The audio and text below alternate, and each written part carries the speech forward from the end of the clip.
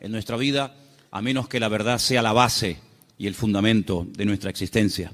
Y finalmente dijimos que la verdad fortalece el espíritu, la mente y también, como no, le hace un favor muy grande al cuerpo. Y finalmente terminamos compartiendo tres grandes verdades. Yo no sé cuántos de ustedes se acuerdan, pero yo dije que una de las verdades que quería compartir el domingo pasado es que la verdad se puede conocer, la verdad se puede experimentar, porque la verdad tiene nombre, y el nombre de la verdad es Jesús. Jesús dijo: yo soy el camino, yo soy la verdad y yo soy la vida. Y si eso es verdad, y vimos que la segunda verdad es que Él volverá, y la tercera verdad dijimos que Dios no miente, basándonos en el texto del libro de Números, capítulo 23, verso 19. Dios no es hijo de hombre para que mienta. Lo que Dios ha prometido, y todo lo que Dios ha prometido es verdad, se va a cumplir. No es una especie de trampa, una especie de truco donde dice: bueno, te prometo esto, pero a la hora de la verdad no es verdad. No es así. Dios lo que promete, lo cumple, porque Dios es un Dios de verdad. ¿Cuántos dicen amén? Quiero llevarles al Salmo 139, porque en esta tarde vamos a compartir, vamos a meditar sobre tres verdades más. Y la primera está basada en el Salmo 139, a partir del versículo 7. Es un salmo muy interesante, porque encontramos en él tres atributos que son única y exclusivamente de Dios. No son atributos ni características del ser humano. Estas tres cualidades o características solamente las tiene Dios. Y en este Salmo 139 aparecen estas tres. Hay salmos que aparece una, en otros salmos aparecen dos, pero en este casualmente, el Salmo 139, podemos encontrar la omnisciencia de Dios. Es decir, Dios todo lo sabe, todo lo conoce, pasado, presente, futuro, Dios lo sabe perfectamente. Y eso lo encontramos en este salmo. Encontramos la omnipresencia de Dios, es decir, Dios está en todas las partes al mismo tiempo. No significa que si está en un lugar se ausenta de otro, sino que la presencia de Dios lo abarca todo. Él está en todas partes, que no es lo mismo que decir en todas las cosas. Eso sería una aberración, decir que Dios está en las cosas. Dios está en todas partes, pero Dios no está en las cosas. Porque si estuviera en las cosas, pues creeríamos en el panteísmo, de tal manera que gente se puede acercar a Dios a través de una oración a un árbol, otros a una estrella, otros a la tierra, etcétera, etcétera. Dios está en todas partes, pero no significa que esté en las cosas de una forma visible, ¿no? Y finalmente, la omnipotencia de Dios. Dios no tiene ningún tipo de limitaciones, ni de espacio, ni de tiempo. Por eso encontramos a Dios con una definición muy breve, pero muy profunda. Es la profundidad de la sencillez de Dios. Que Dios es espíritu. No lo limita el tiempo, no envejece, no caduca. La Biblia ha sido escrita en un lenguaje humano, donde aparecen muchas figuras retóricas para explicar lo que Dios es y lo que Dios hace. Y hay una figura muy común en la Biblia que se llama antropomorfismos, y es utilizar elementos del cuerpo humano para hablar de aspectos o características de Dios. La Biblia dice o habla del brazo del Señor, sobre quién ha creído nuestro anuncio y sobre quién se ha manifestado el brazo del Señor. La Biblia habla de los ojos de Dios, la Biblia habla de la mano de Dios, pero son simplemente eso, antropomorfismos, es utilizar un lenguaje conocido, un lenguaje humano, ¿verdad?, distintas partes del cuerpo, para describir la naturaleza de Dios en la vida de su creación, en la vida de los seres humanos. Hemos oído a veces escuchar como que la naturaleza tiene el libre albedrío de hacer cuanto quiera, y no es verdad. Las leyes de la naturaleza las estableció Dios desde el principio de los tiempos.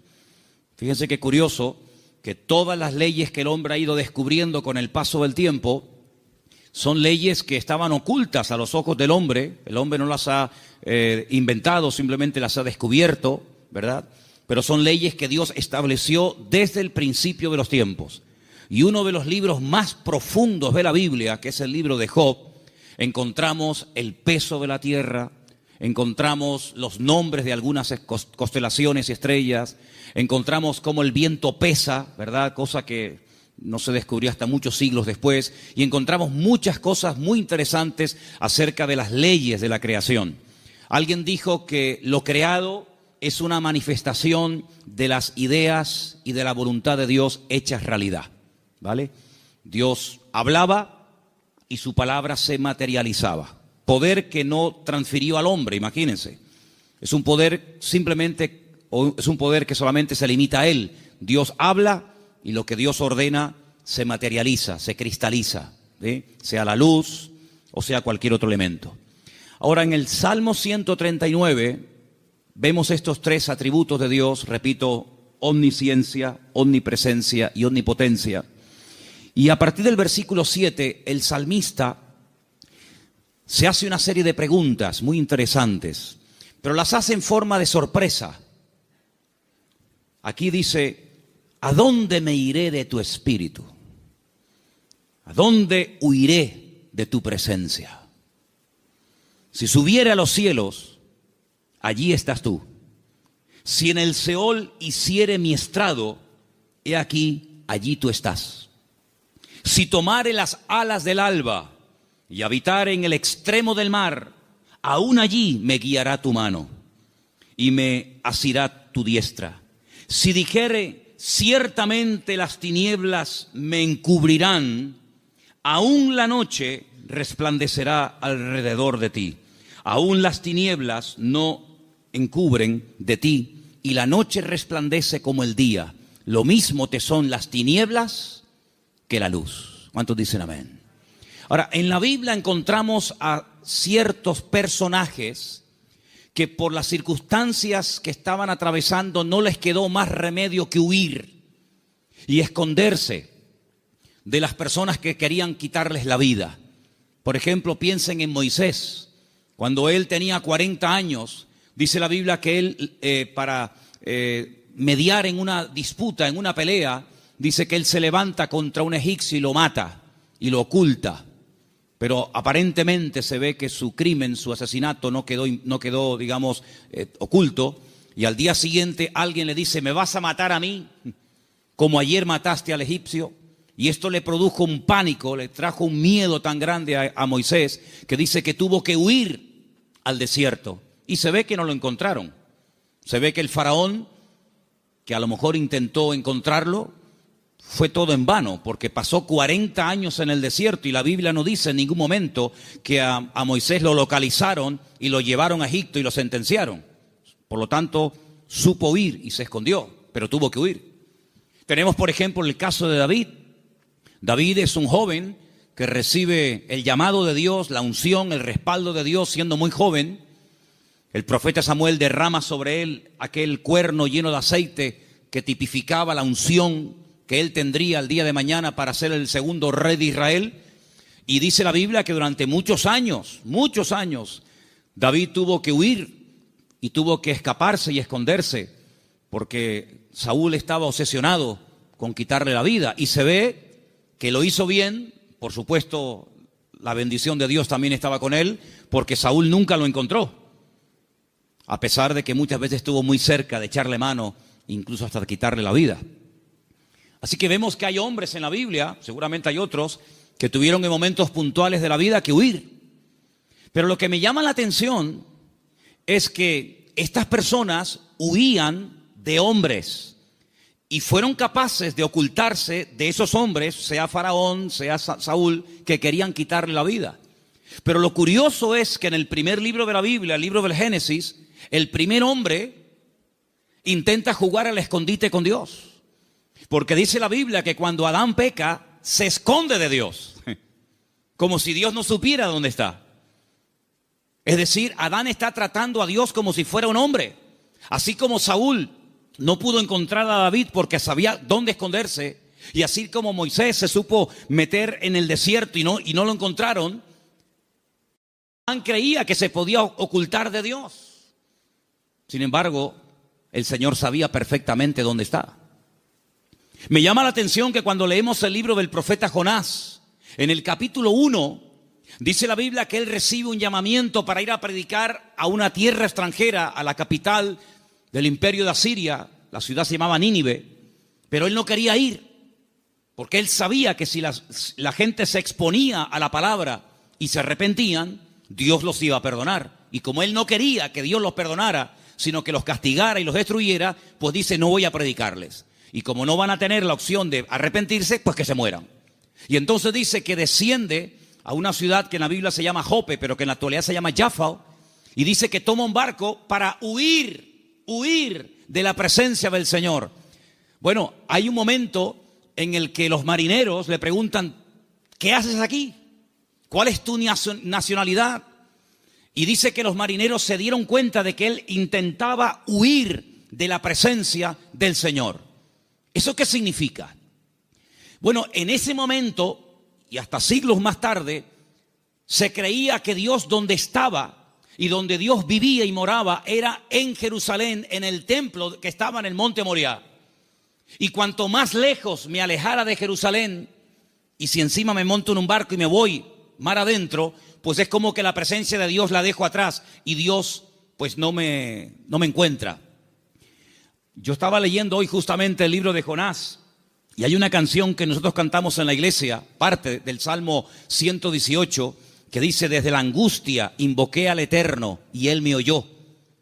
Y en la oración que Jonás hace desde el vientre del gran pez, pues dice la Biblia que él dice, desde la angustia invoqué al Eterno y Él me respondió. Así que el Salmo 118, Jonás lo sabía perfectamente, pero el 139 se ve que se olvidó. Porque el 139, el salmista dice, ¿a dónde me voy a esconder? ¿A dónde voy a huir de tu presencia? Vaya a donde vaya, sea hacia arriba, sea hacia abajo, sea a la izquierda o sea a la derecha, nunca podré huir de tu presencia, porque él tenía bien claro el concepto de la omnipresencia del Señor. ¿Cuántos dicen amén? Ahora, esta gente huía en el sentido negativo, pero hermanos, esto nos tiene que producir un gozo y una alegría a todos y a cada uno de nosotros enorme, inmensa. ¿Sabéis por qué? Porque vayamos a donde vayamos, no importa las circunstancias en las que nos encontremos, la presencia del Señor siempre, siempre estará a nuestro lado. ¿Cuántos dicen amén? No importa si te encuentras en una cárcel, allí el Señor sabe que estás. ¿O acaso nos hemos olvidado de que una noche bien tarde Pablo y Silas cantaban, los presos les oían, pero no solamente los presos les oían, sino que el Señor en el cielo también les oía y dice que los liberó de una forma tremenda? ¿Cuántos dicen amén?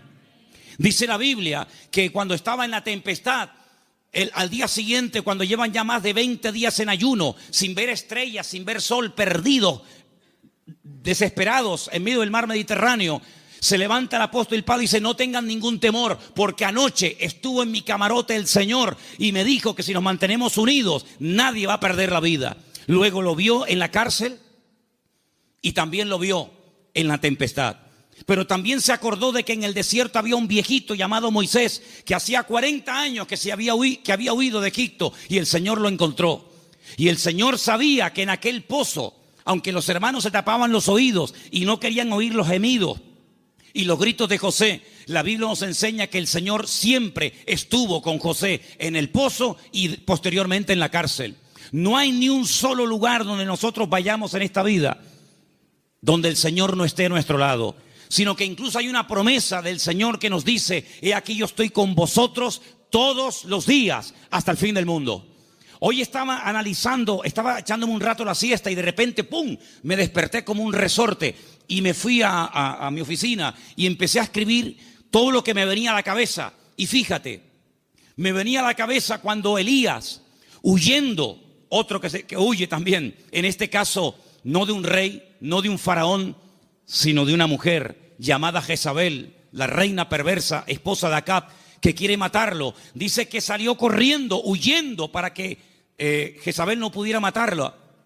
Y dice que se mete dentro de una cueva Y entonces dice que de repente se produce un terremoto tremendo, tremendo, a tal punto que dice que las rocas se parten por la mitad. Pero dice, Dios no estaba en ese terremoto. Más adelante dice que viene un viento huracanado espectacular, tremendo, que lo arranca todo. Y dice, pero Dios no estaba allí tampoco. Y al final, después de muchos, cosas de la naturaleza, dice que viene un viento apacible. Y él reconoce que en esa calma y en esa quietud estaba el Señor. Y me venía a la mente el capítulo 37 de Ezequiel, cuando dice que el Señor le permite ver un valle lleno de huesos secos en gran manera. Y dice que no se levantaban ni producían ningún temor porque no estaba el Espíritu de Dios dentro de ellos. Si como la Biblia dedica tiempo a decir dónde Dios no está, pero también la Biblia dice dónde Dios sí está. Por ejemplo, también apuntaba todas las veces que ocurren tragedias y desgracias en la vida. A continuación añade la Escritura y dice, pero el Señor estaba con José. ¡Qué maravilla! Hermanos, saber que nuestro Dios está con nosotros todos los días, ¿no te produce una alegría y una tranquilidad de saber que pase lo que pase y venga lo que venga y digan lo que digan? Nuestro Dios está con nosotros porque es omnipresente.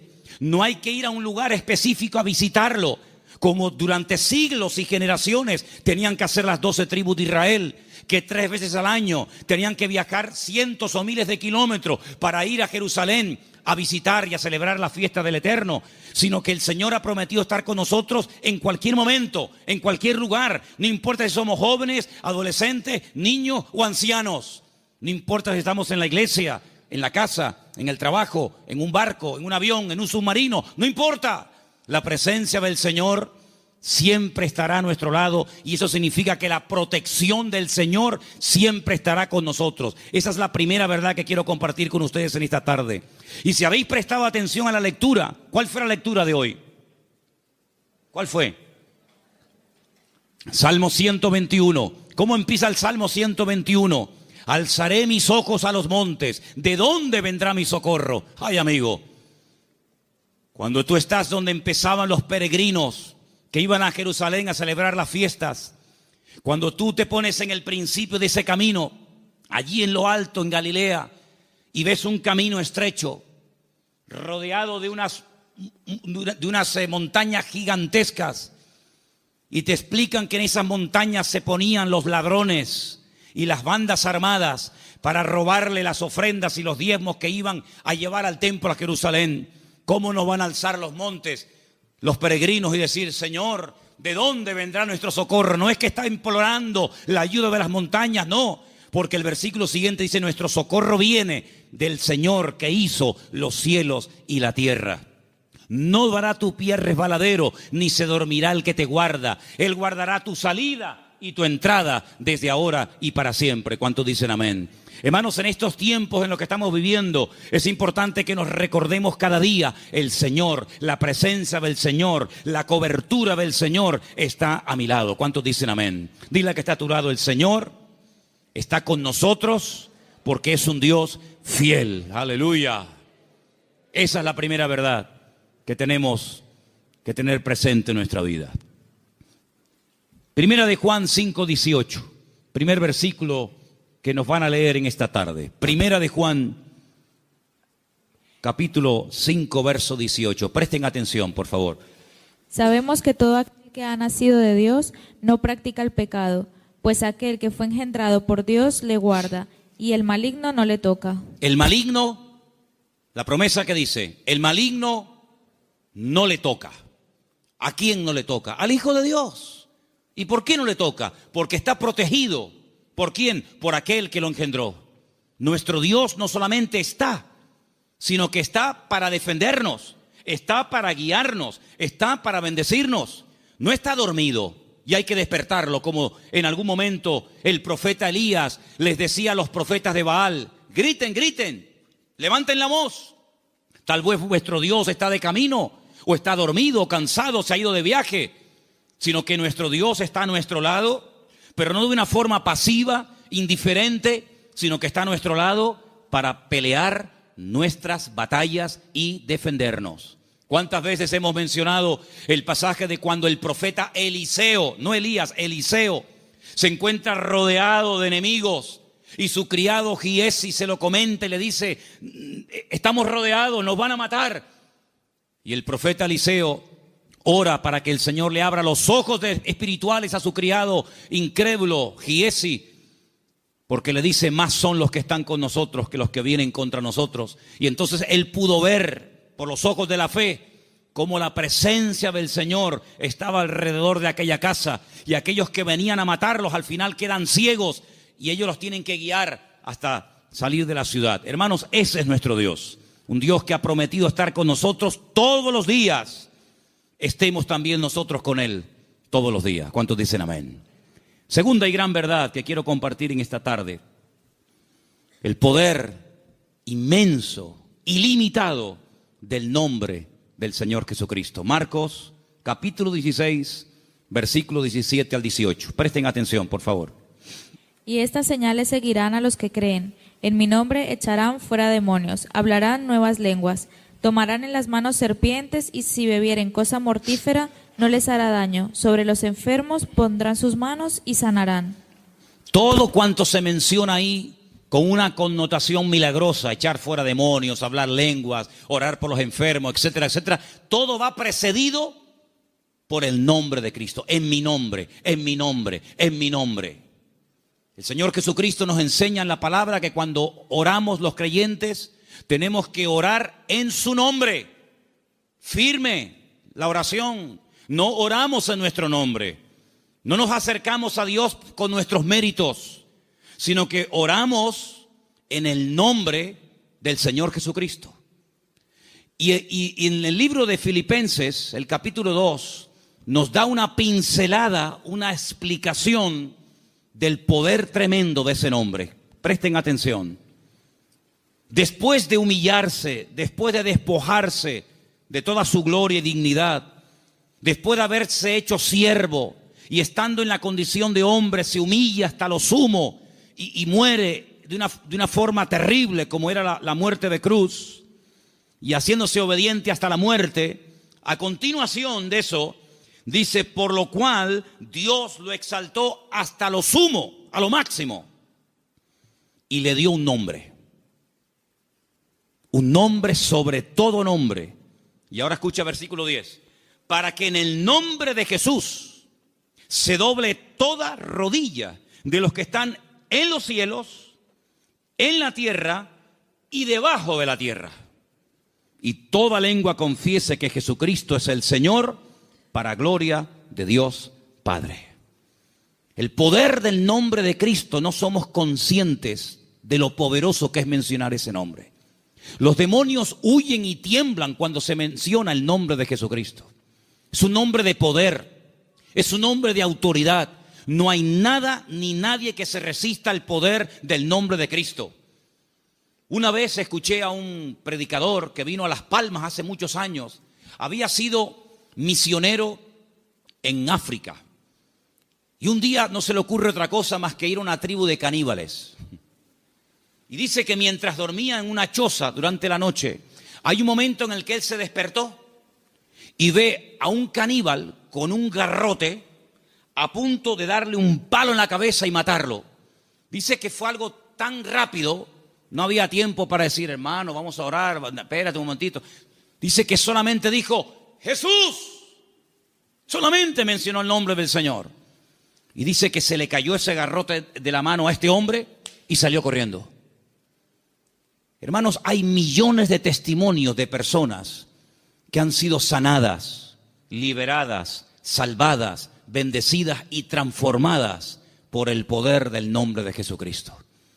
Es un nombre que tenemos que utilizarlo cuando oramos, cuando hacemos cualquier cosa: conducir, estudiar, trabajar, salir, entrar. Porque no solamente es una sugerencia, no solamente es una propuesta, una idea que les lanzo, sino que es un mandamiento bíblico. Vamos a leer en Colosenses 3:17. Fíjense cómo la Biblia nos enseña lo que estoy diciendo en esta tarde. Colosenses 3:17, por favor. Y todo lo que hacéis, sea de palabra o de hecho, hacelo todo en el nombre del Señor Jesús. Todo. Dando gracias a Dios, Padre, por medio de Él. Todo lo que hacéis, todo lo que habláis, hacerlo todo en el nombre del Señor Jesucristo. Cuando se monten en el coche a conducir, Señor, en tu nombre pedimos que nos traigas y que nos lleves de regreso a casa con tu paz y con tu bendición. Cuando vayas a un examen, cuando vayas a prepararte para hacer un examen o estudiar, Señor, yo me preparo, yo estudio, yo memorizo, pero yo pido que en tu nombre este examen salga bien, Señor. Cuando vas a trabajar o cuando vas a buscar trabajo, cuando vas a dormir, cuando vas a levantarte, todo lo que hacemos y todo lo que decimos, dice, hacedlo todo en el nombre de nuestro Señor Jesucristo. ¿Cuántos dicen amén? Y vas a ver cambios, vas a ver algo diferente en tu vida, porque ese nombre es un regalo, permítame la palabra, que Dios le ha dado al creyente, a sus hijos, a su pueblo, a su iglesia, para que lo use. El Señor Jesucristo le dijo un día a sus discípulos, no habéis recibido nada porque no os habéis atrevido a orar en mi nombre, pero a partir de ahora, todo lo que pidáis en mi nombre, os lo daré, para que mi Padre sea glorificada en esa petición. ¿Cuántos dicen amén? Así que esta es la segunda verdad que tenemos que interiorizar en nuestra vida. Tenemos un nombre, hermanos. Un nombre de autoridad en el cielo, en la tierra donde vivimos ahora mismo y aún debajo de la tierra. Un nombre que no tiene limitaciones de ningún tipo. Pues vamos a usarlo, porque la Biblia dice que es el regalo del Padre al Hijo, un nombre que es sobre todo nombre, para que en ese nombre se doble toda rodilla de los que están arriba en el cielo, en la tierra y aún debajo de la tierra, y toda lengua confiese que Jesucristo es el Señor, para gloria de Dios Padre. Dice también en un versículo que vamos a leer a continuación, en Proverbios 18:10, nos pone un ejemplo gráfico de la protección que proporciona el nombre del Señor, el nombre de Dios. Proverbios 18:10, por favor.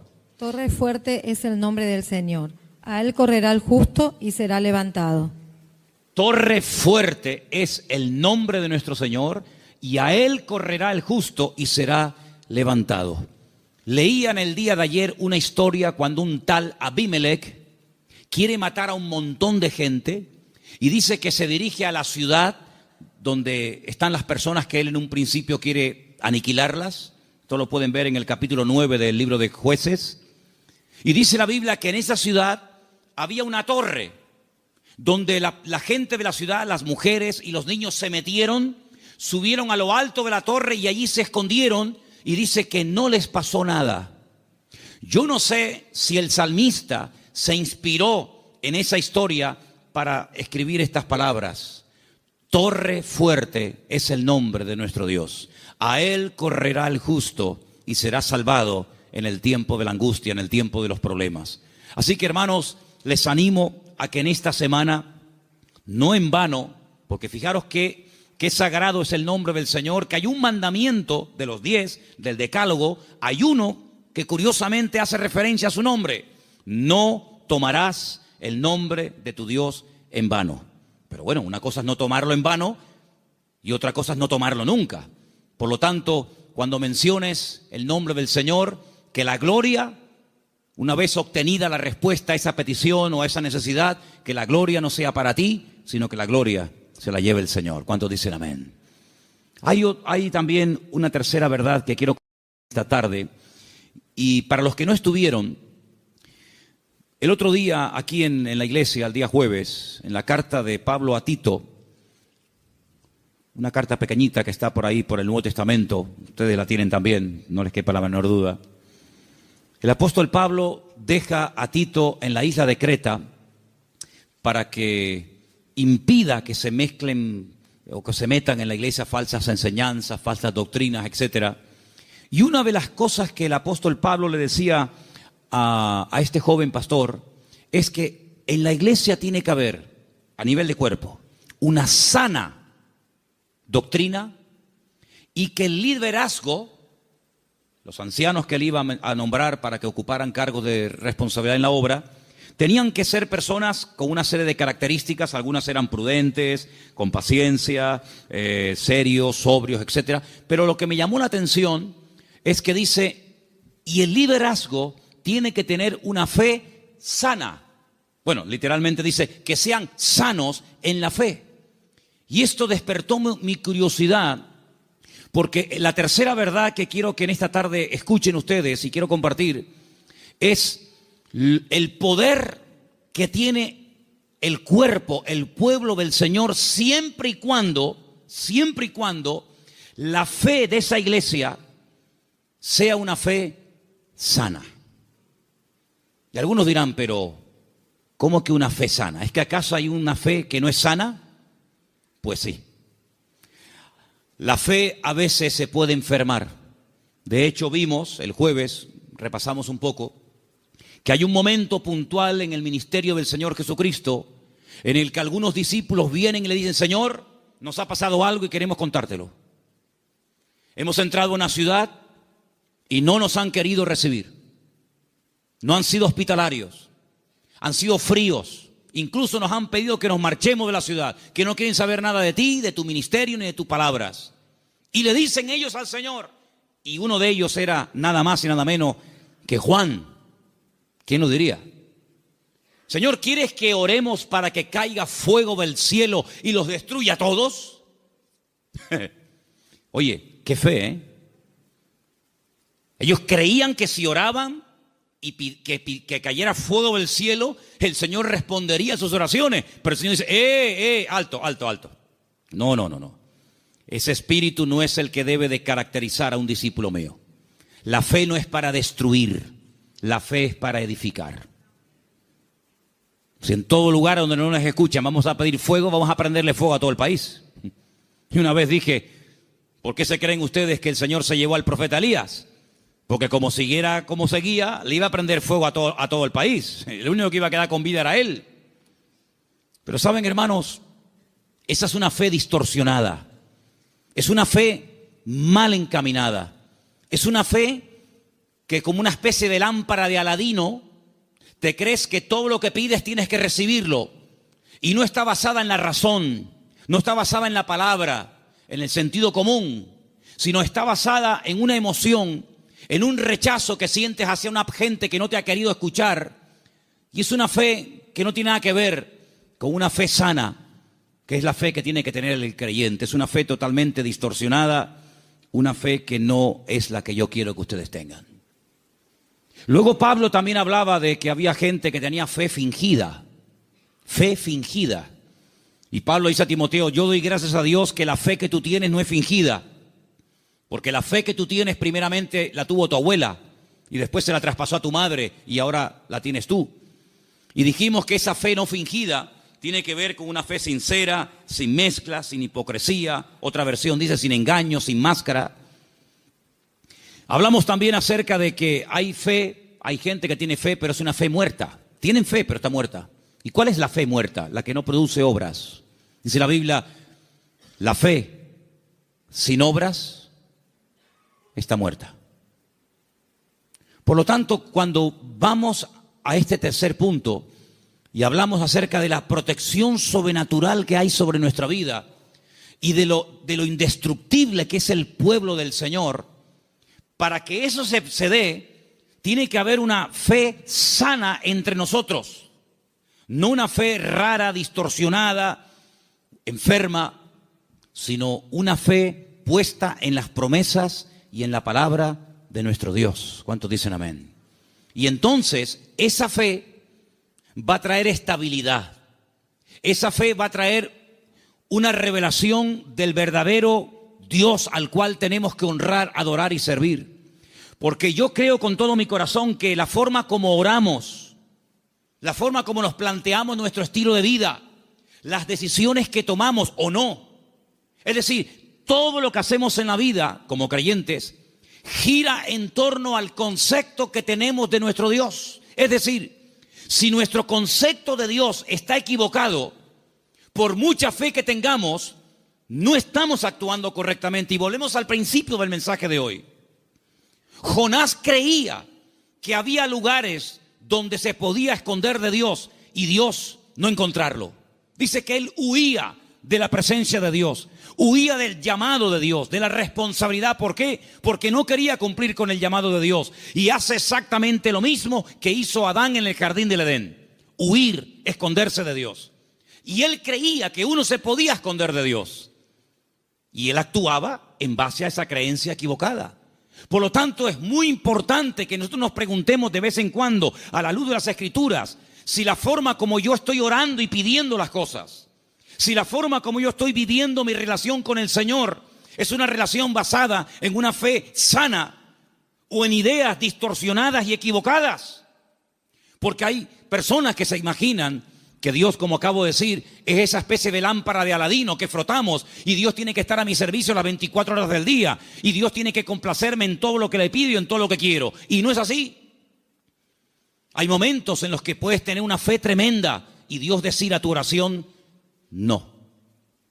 Puede ser que tengas una sinceridad y un deseo tremendo de hacer algo para el Señor, genuino, bíblico, correcto, pero a ti no te corresponde hacer esa operación, hacer ese trabajo. Como por ejemplo el rey David, que quería construirle una casa a Dios.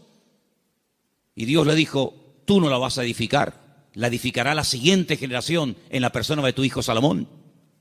Hay momentos en los que el mismo apóstol Pablo quería ir a ciudades a predicar el evangelio.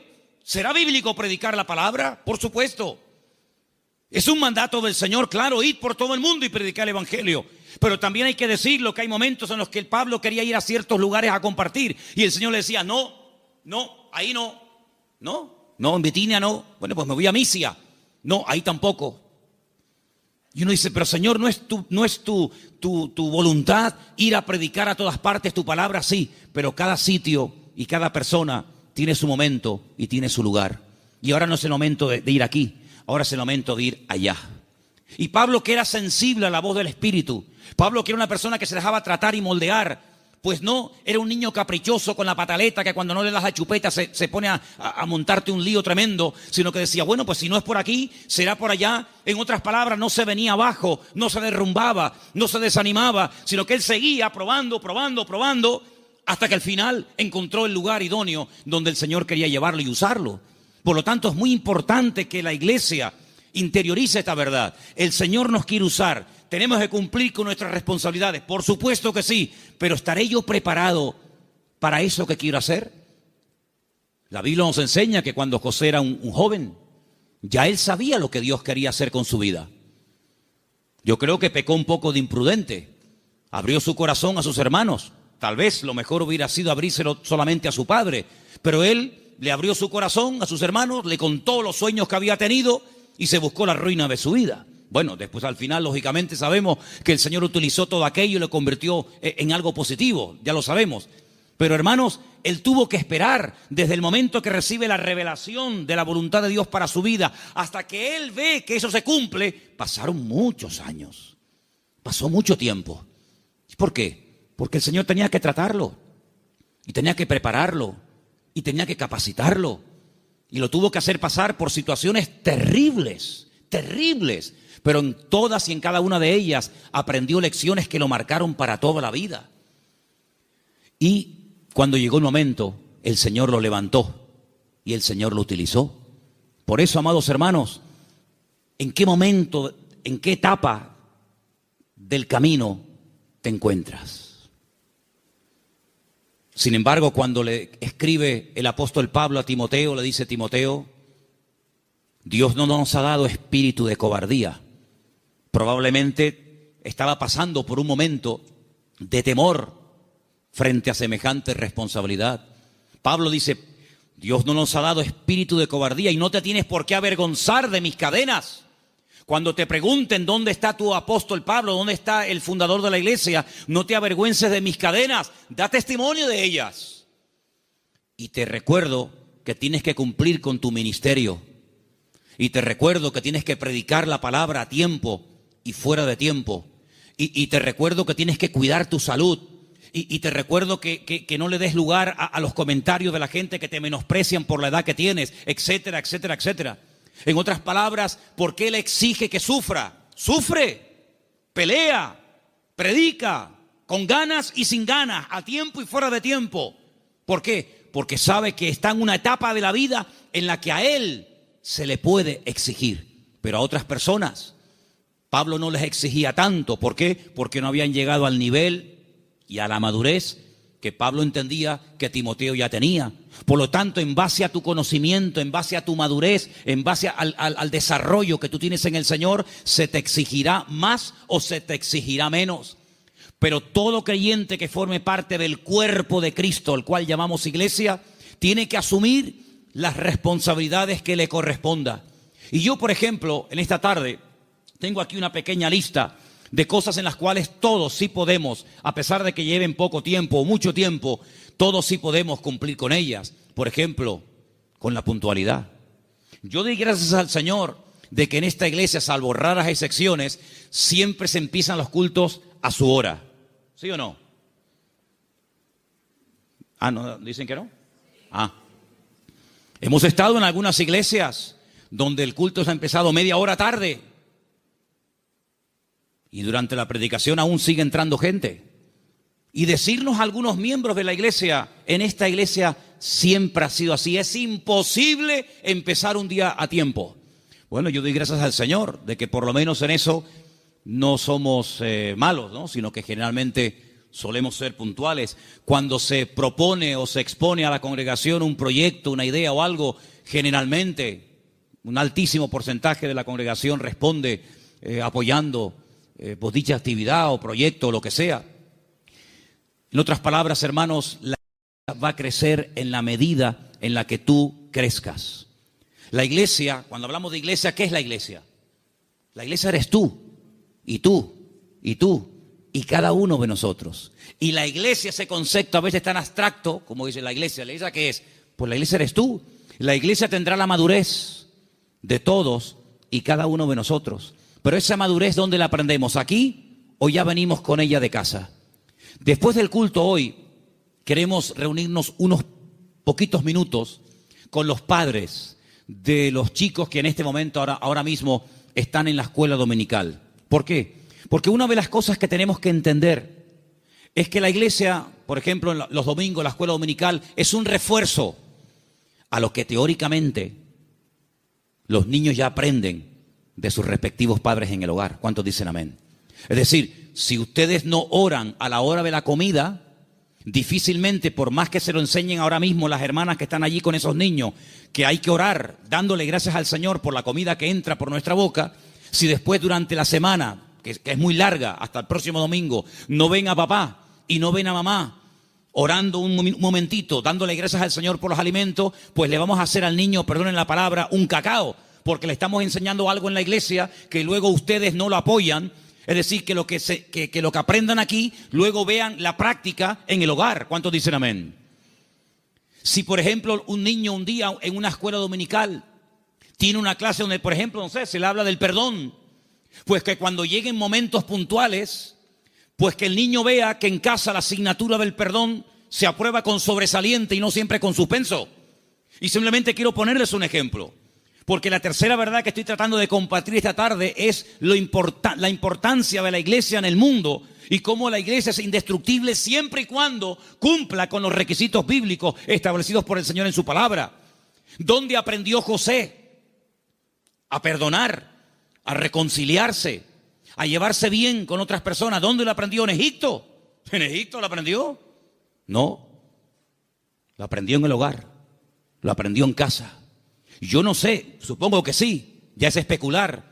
Si algún día Jacob, que era su padre, explicó en casa el motivo por el cual se iban de un país a otro.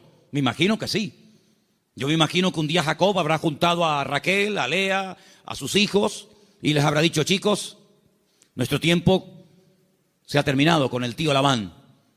Volvemos a Canaán. Y quiero contarles algo. Hace 22 años salí de mi tierra y ahora volvemos. Pero hay una pequeña cosa que tengo que comentarles. Yo no vine aquí porque quería en el fondo venir. Yo vine aquí casi forzado por las circunstancias. Vine aquí porque el tío Esaú, vuestro tío, mi hermano, me quería matar. Y ahora volvemos y no sé lo que nos vamos a encontrar. La Biblia dice que él toma una serie de medidas, muy particulares por cierto. Fue haciendo diferentes grupos, a las que menos amaba o con las que menos tenía, no sé, feeling, las fue poniendo por delante y él lógicamente se quedó atrás, con la que él realmente quería y con sus hijos. Y le llega la noticia de que el tío Esaú viene con 400 hombres armados hasta los dientes. Y entonces él se va a la montaña a orar. Y es allí cuando tiene un encuentro con el Señor que lo cambió para toda la vida. Y es allí donde pelea con un ángel. Y dice la Biblia que allí donde Dios le cambia el nombre de Jacob por Israel. Y al día siguiente llegó el momento de la verdad, amigo. Llegó el momento de a ver qué pasa. O se acaba todo o empieza todo. Y allí se va José con su padre, con sus hermanos. Y allí dice la Biblia que Jacob y Esaú se abrazaron, se perdonaron, se reconciliaron y todo se solucionó. Y allí estaba José. La primera vez en su vida que veía al tito Esaú. La primera vez en su vida que veía algo tan impactante que sin lugar a dudas lo marcó. Porque esa reconciliación entre el tío y su papá lo marcó de tal manera que años más tarde, cuando él es vendido por sus propios hermanos, cuando él se da a conocer a ellos y les revela su identidad y les dice: yo soy José, no tiene ni la más mínima gota de rencor, de remordimiento en su corazón, porque él aprendió de una forma objetiva lo que era el perdón y la reconciliación en su familia. ¿Y qué es lo que hace? Él después proyecta en los demás lo que en el hogar aprendió de una forma práctica. Por eso, amados hermanos, es muy importante que lo que ustedes aprenden en los cultos, lo que los niños aprenden en la escuela dominical, luego durante la semana, se van a presentar muchas oportunidades para orar, para pedir perdón, para saber cómo reaccionar ante una situación. Y entonces ahí donde tenemos que trabajar en equipo. Porque la iglesia que entiende que no somos solamente iglesia cuando nos reunimos aquí en Garcilaso de la Vega, número 13, y cuando apagamos la luz y arrancamos los coches y cada uno se va a su casa, dejamos de ser iglesia. No, seguimos siendo iglesia. Seguimos siendo iglesia. No en un lugar físico como este. La iglesia ahora se divide para multiplicar. La iglesia que se divide dentro es una ruina. Pero la iglesia que fuera, cuando termina el culto, se divide y se lleva la bendición de Dios, se divide, entre comillas, para después multiplicar y para extender la luz del evangelio fuera. ¿Cuántos dicen amén? Por eso es muy importante que nosotros nos preguntemos y nos analicemos de vez en cuando cómo va el nivel de nuestra fe. Quiero ponerles un pequeño ejemplo de la Biblia, donde dice la palabra que un padre desesperado, un padre con un problema con un hijo que nada ni nadie puede solucionar, fue un día con toda la fe y con toda la sinceridad del mundo a pedir ayuda al Señor, pero el Señor no estaba. La Biblia dice que el Señor había pasado la noche en oración con 3 de sus discípulos en la montaña. Pero bueno, ya que estoy aquí, aprovecho para que por lo menos los discípulos del maestro oren por mi hijo, y fue un fracaso. No resultó. La palabra dice que cuando el Señor baja de la montaña, este padre va al Señor por fin y le dice: he traído mi hijo a tus discípulos y no han podido hacer absolutamente nada. Si tú puedes hacer algo. Increíble. Y el Señor le dice: si tú puedes creer más bien. Y es cuando pide ayuda: Señor, ayuda a mi incredulidad. Menguó en la fe. En unas horas la fe pasó de creer que mi hijo tiene remedio a decir: si puedes hacer algo. Eso no es una fe sana. La fe sana es la que aguanta la prueba. La fe sana es la que se extiende. La fe sana es la que sabe reaccionar cuando dice el Señor no. Porque cuando dice el Señor sí, la fe se amolda y se adapta muy bien.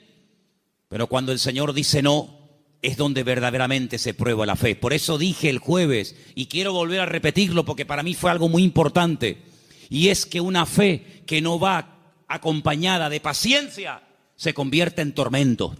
Por eso hay gente que dice: yo he orado, y como tú dices, Manolo, en el nombre de Cristo, y tengo fe, y lo creo, y además creo que es bíblico lo que estoy pidiendo, pero Dios no me responde. Pero es que la fe sin paciencia se puede llegar a convertir en un tormento. Por eso una fe sana es la fe que va acompañada de paciencia. Y de ahí que el salmista diga, y volvemos a mensajes de la semana pasada: encomienda al Señor tu camino, confía en Él y Él hará cuando lo crea oportuno. ¿Cuántos dicen amén? Por eso la iglesia, claro que es indestructible. Hay promesas que las puertas del infierno no prevalecerán contra el pueblo de Dios. Pero siempre y cuando el pueblo de Dios se mantenga alineado y siempre y cuando el pueblo del Señor tenga ese mismo sentir. Permítame llevarles al libro de Filipenses, por favor. En la carta del apóstol Pablo a los Filipenses, y mientras la buscan, decirles, amados hermanos, que esta carta se escribió desde la cárcel en Roma. En el capítulo 4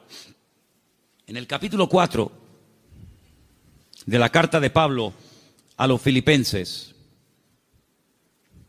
ustedes van a encontrar que el apóstol Pablo está hablando de gozo, de regocijarse. Y uno dice, pero ¿cómo es posible que en semejantes circunstancias el apóstol Pablo escriba una carta cuya palabra más repetitiva es la palabra gozo y alegría? Bueno, pues porque el gozo del creyente, la estabilidad del creyente, no depende de si está en libertad o privado de libertad, sino depende de una fe sana depositada en los brazos del Señor. Pero en medio de la carta, cuando él está explayándose, dando unas explicaciones extraordinarias sobre todo esto, llegamos al versículo 2, Filipenses 4:2, donde él hace un ruego, una tarea que les pongo: escriban en un papel todas las veces que Pablo le rogó a alguien algo. No lo hace mucho, pero aquí tienen un ejemplo. Este no vale, tienen que buscar otro. Le ruega a Evodia y a Síntique que sean, ¿qué? De un mismo sentir en el Señor. Evodia y Síntique eran unas hermanas de esta congregación, eran creyentes, fieles asistentes a la congregación, que no les está haciendo un llamado para que acepten al Señor en su vida y se conviertan. No, ya son creyentes, son hermanas de la congregación, pero entre ellas hay algo. No son de un mismo sentir. Algo pasó entre estas hermanas que a Pablo le perturba. Y Pablo, hay un momento en el que hace un paréntesis en el desarrollo del tema de la carta de Filipenses y dice: ruego a Evodia y a Síntique que sean de un mismo sentir en el Señor. Porque una iglesia, como un matrimonio que tiene un mismo sentir, es algo indestructible. ¿Cuántos dicen amén? Pero una iglesia donde uno dice arriba y otro dice abajo, uno dice a un lado y otro dice a otro, donde uno dice no, oremos,